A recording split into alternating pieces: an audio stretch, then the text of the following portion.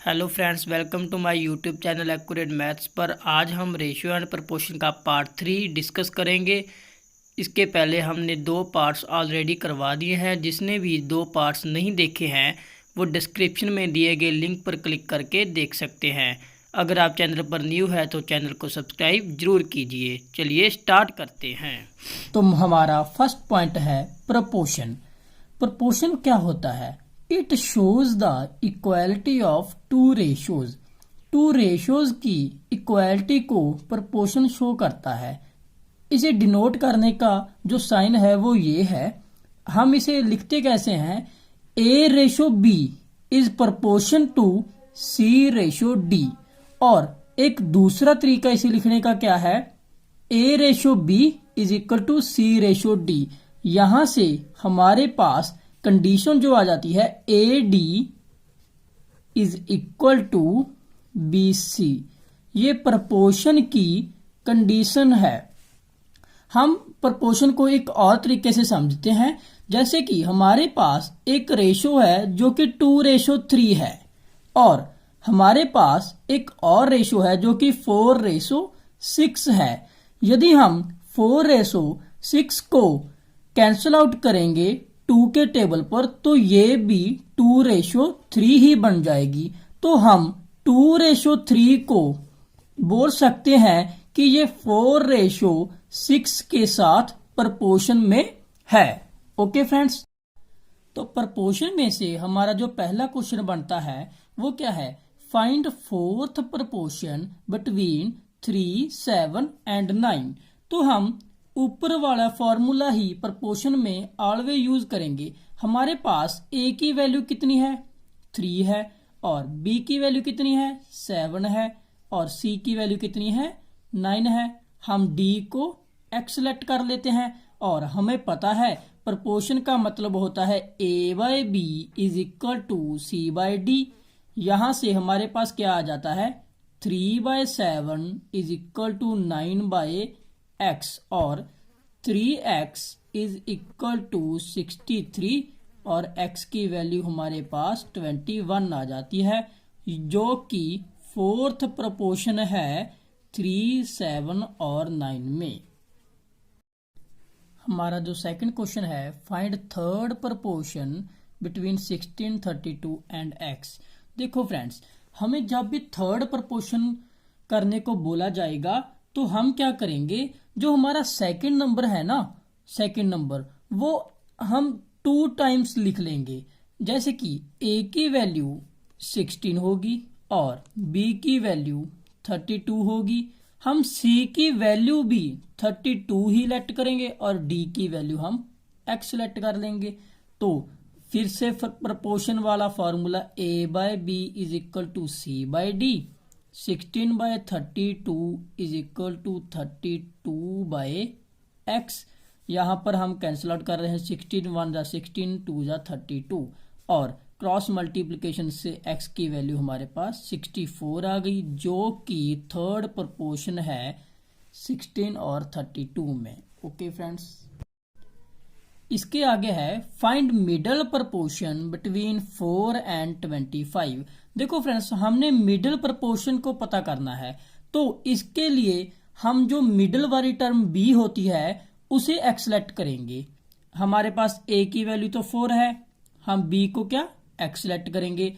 तो हमने middle proportion पता करना है तो हमारे पास c की वैल्यू भी x ही होगी और d की वैल्यू 25 होगी। तो फिर से वही formula a by B is equal to C by D और 4/x is equal to x/25 और x स्क्वायर की वैल्यू हमारे पास 4 इंटू 25 इज इक्वल टू 100।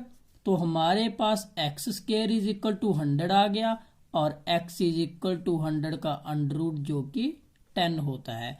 तो 10 is a middle proportion between 4 and 25.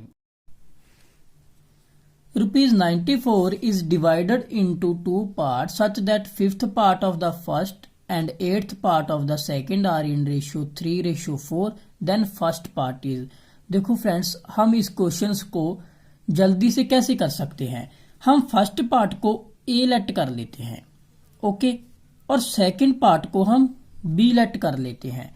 According to the question, जो fifth part of the first, okay, A हमारे पास first part है, okay, इसका हमने फिफ्थ करना है, 1/5 of A, okay, that fifth part of the first and eighth part of the second, okay, जो B है उसका क्या करना है 1/8, क्योंकि eighth part of the second बोला गया है। तो जो इन दोनों की जो रेशो है वो 3:4 है। ओके फ्रेंड्स, तो 1/5 ऑफ ए की रेशो 1/8 ऑफ बी के साथ जो बन रही है वो 3:4 है। तो यहां से हम इसे क्रॉस मल्टीप्लिकेशन से करेंगे, 8a is equal to 5b is equal to 3/4, और हम इसे अब क्रॉस मल्टीप्लिकेशन करेंगे, 32a is equal to 15b। Okay friends, तो ये हमारे पास इक्वेशन आ गई।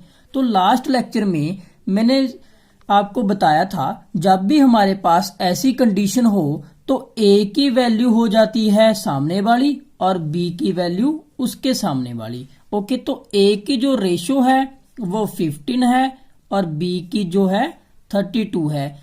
ये हमारे पास रियल वैल्यूज नहीं है, ये हमारे पास सिर्फ रेशो आई है।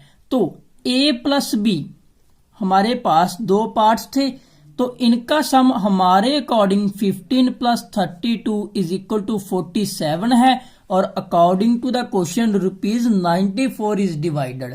तो अकॉर्डिंग टू द क्वेश्चन जो दो पार्ट्स थे उनका सम 94 है।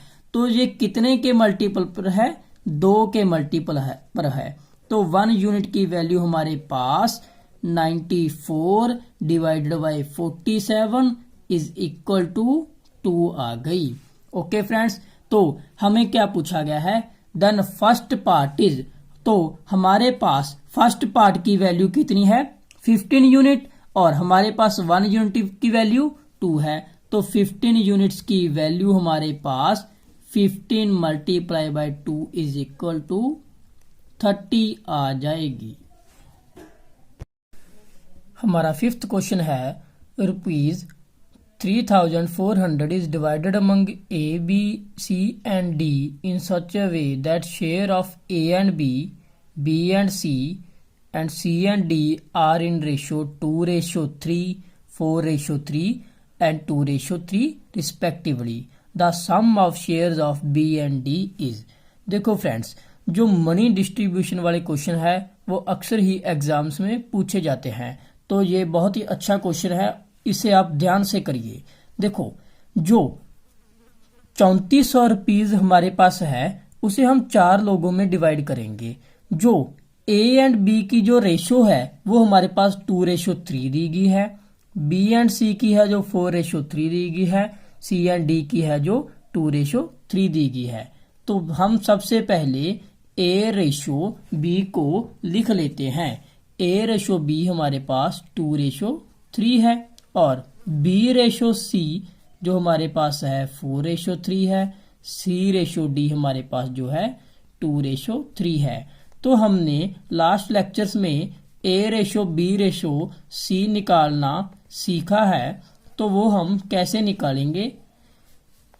ए रेशो 2:3 है और बी रेशो सी है जो 4:3 है। तो हम ऐसे इसे मल्टीप्लाई कर लास्ट लेक्चर में किया था।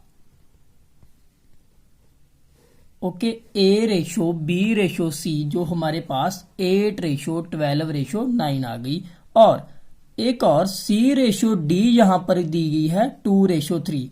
सी की वैल्यू 2 है और डी की वैल्यू 3 है। तो एक बार तो सी की वैल्यू 9 है, दूसरी बार सी की वैल्यू 2 है, ऐसा तो हो नहीं सकता। तो हम सी की वैल्यू को सेम कर लेंगे। सी की वैल्यू को सेम करने के लिए इस पूरी रेशो को हम इस 2 से मल्टीप्लाई करेंगे, और इस पूरी रेशो से हम 9 को मल्टीप्लाई करेंगे, और मल्टीप्लाई करने के बाद हमारे पास 8 2 16, 24, 18 और 9 3 27 आ गया। ये हमारे पास A ratio B ratio C ratio D दी गई है। तो हमारे पास जो रेशो आ गया वो ये है कि 16 यूनिट हमें A को दिए हैं और 24 B को, 18 C को, 27 D को। तो हम लेट कर लेते हैं कि 16 रुपीज A को, 24 B को, एज सो ऑन। ओके, तो हम इन चारों को जो पैसे हमने दिए हैं उनका सम पता कर लेते हैं। 16 प्लस 24 प्लस 18 प्लस 27, तो ये हमारे पास 85 आ जाएगा।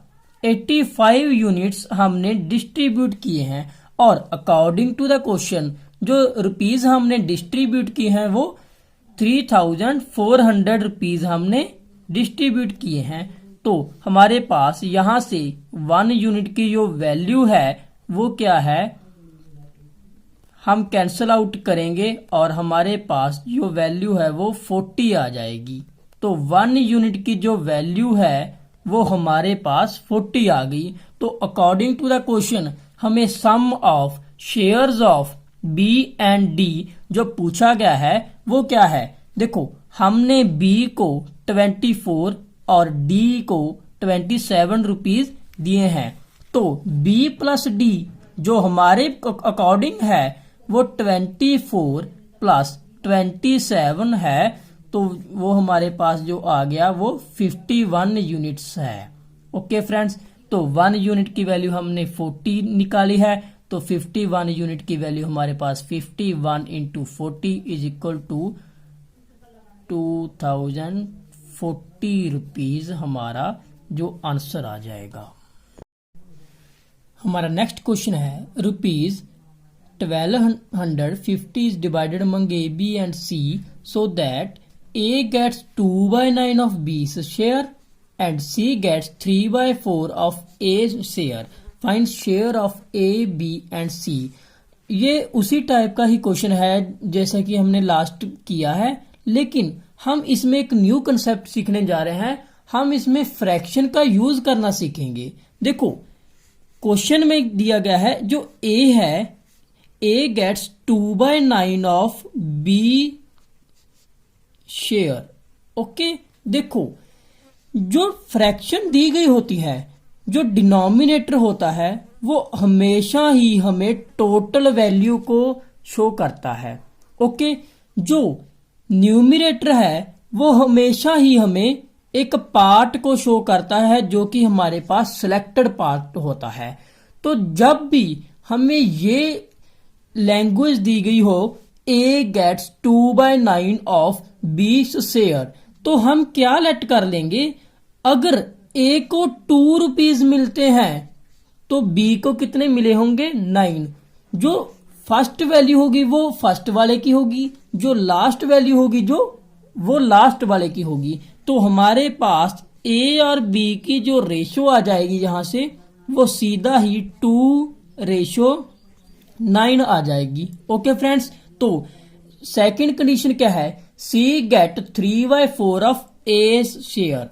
देखो, C को है जो 3/4 ऑफ A शेयर मिलता है, तो जो 4 है वो लास्ट वाले A का होगा, जो 3 है वो C का होगा। तो हमारे पास C रेशो जो A है वो क्या है, C को 3 रुपए मिले और A को कितने मिले, 4। तो हमने लास्ट वीडियोस में रेशो को कंबाइन करना, कंबाइंड रेशो निकालना सीखा ही है। तो हम यहां से A ratio B ratio C निकाल लेंगे। देखो, A की रेशो यहां पर 2 है, B 9 है और C हमारे पास 3 है और A की वैल्यू हम A के ही नीचे लिखेंगे। तो अब हमारे पास A की वैल्यू यहां पर 2 है और यहां पर 4 है। इसे इक्वल करने के लिए हम क्या कर सकते हैं, देखो, यदि हम इस पूरी रेशो से 2 को मल्टीप्लाई करवा दें तो यहां पर 2 2 या 4 आ जाएगा, तो हमारी बात इससे बन जाएगी। तो हम क्या करेंगे, A रेशो B रेशो जो लिखेंगे वो क्या है, 2 2 या 4, ओके, 2 9 जा 18, ओके। तो जो नीचे वाली रेशो है उससे हम सिर्फ 1 से ही मल्टीप्लाई करेंगे और 4 1 जा 4 यहां पर आ गया। और 3 1 जा 3, वो हम यहाँ पर लिख देंगे। तो हमारे पास जो A ratio B ratio C है वो 4 रेशो 18 रेशो 3 आ जाएगी। तो हमें तीनों का जो शेयर निकालना है, देखो फ्रेंड्स, हमारे पास A को 4 रुपीज दिए गए, B को 18 रुपीज दिए गए और C को 3 रुपीज दिए गए। तो हम तीनों का जब A plus B plus C हम करेंगे तो क्या होगा, 4 plus 18 plus 3 is equal to 25। Okay, तो 25 की value according to the question 1250 है। तो हम यहाँ पर 1 यूनिट की वैल्यू जो निकाल लेंगे वो डिवाइड करके यहाँ पर आ जाएगा 50। ओके, 1 यूनिट की वैल्यू हमारे पास आ जाएगी 50। तो हमें तीनों को शेयर देने हैं, जो क्या है, ए का शेयर क्या था, 4 यूनिट था। तो 4 multiply by 50 is equal to ₹200। Okay, तो बी का जो शेयर था वो था 18, तो 18 मल्टीप्लाई बाय 50 900। ओके, तो जो सी का शेयर था वो था 3 यूनिट और 3 multiply by 50 is equal to ₹150। तो ये हमारे पास ए, बी और सी का शेयर आ गया। तो हमने इस क्वेश्चन में जो सीखा है वो मेन ये है कि हम रेशो का जो फ्रैक्शन फॉर्म होता है, तो फ्रैक्शन से हम रेशो इस तरीके से बनाएंगे, जो लास्ट वाला होगा वो टोटल होगा और जो फर्स्ट होगा वो सिलेक्टेड पार्ट होगा। ओके, हमारा नेक्स्ट क्वेश्चन है, the student in 3 classes are in ratio 2 ratio 3 ratio 5। If 20 students increased in each class, the ratio becomes 4 ratio 5 ratio 7. Originally the number of students in 3 classes were। देखो friends, हम इस question को सिर्फ और सिर्फ short trick से ही बनाएंगे और जो कि बहुत ही आसान है। देखो, हमारे पास जो पहले रेशो दी गई थी वो थी 2 रेशो 3 रेशो 5, जो 3 क्लासेस में जो स्टूडेंट्स की रेशो है। ओके, जब हमने 20 स्टूडेंट्स हर एक क्लास में इंक्रीज कर दिए तो जो रेशो आ गई वो हमारे पास 4 रेशो 5 रेशो 7 आ गई। ओके फ्रेंड्स, तो देखो हर एक क्लास में अगर हम देखें, इस क्लास में कितने यूनिट का इंक्रीज है, 2 यूनिट का। इस क्लास में कितने यूनिट का इंक्रीज है, 2 यूनिट का। इस क्लास में भी कितने यूनिट का इंक्रीज है, 2 यूनिट का। तो ये इंक्रीज जब हमारे पास सेम हो तो हमारे पास एक ट्रिक होती है, ये इंक्रीज है 2। According to the question increase कितना दिया गया है, 20 students are increased in each class. तो 1 यूनिट की हमारे पास जो वैल्यू आएगी वो 20/2 इज इक्वल टू 10 आ जाएगी। तो हमें पूछा क्या गया है, originally the number of student in 3 classes क्या थी। तो देखो फर्स्ट क्लास में कितने स्टूडेंट्स थे, 2 multiply by 10 is equal to 20। और क्लास में जो स्टूडेंट्स थे वो 2 यूनिट्स थे, तो 2 multiply by 10 is equal to 20। Second class में हमारे पास 3 यूनिट स्टूडेंट्स थे और 3 multiply by 10 is equal to 30। और थर्ड क्लास में हमारे पास 5 यूनिट स्टूडेंट्स थे, तो 5 मल्टीप्लाई 10 इज इक्वल टू 50। यो number of students in 3 class हमारे पास आ गए। हमारा जो नेक्स्ट क्वेश्चन है, इस टाइप के क्वेश्चन हमें अक्सर ही एग्जाम्स में पूछे जाते हैं। ये क्वेश्चन SSC CGL में आया हुआ है। देखो फ्रेंड्स, हमें दिया गया है A ratio B is equal to C ratio D is equal to E ratio F, जो हमें दी गई है 1 रेशो 2। तो हमें फाइंड करना है 3A plus 5C plus 7E की ratio 3B plus 5D plus 7F के साथ। देखो हमें क्या दिया गया है, A ratio B is equal to C ratio D। इसका मतलब A और C की वैल्यू सेम होगी। Okay, C ratio D is equal to E ratio F, C और E की वैल्यू सेम होगी। Okay, E ratio F is equal to 1 ratio 2, E की value कितनी होगी, 1। तो हमारे पास सीधा यहाँ पर ट्रिक क्या है, हम इसे ट्रिक से ही सॉल्व करेंगे, एक्सलेक्ट नहीं करेंगे। A की वैल्यू 1, C की वैल्यू V1, और ई की वैल्यू हमारे पास आल्सो, बी की वैल्यू जो है वो 2 है, डी की वैल्यू जो है वो 2 है और एफ की वैल्यू जो है वो भी हमारे पास 2 है।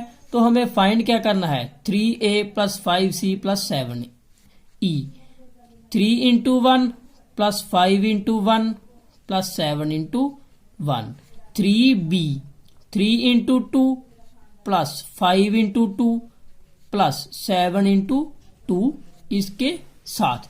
देखो फ्रेंड्स, हमें इसे जब मल्टीप्लाई करेंगे तो 3 plus 5 8 plus 17 15, 6 plus 10 16 plus 14 is equal to 30।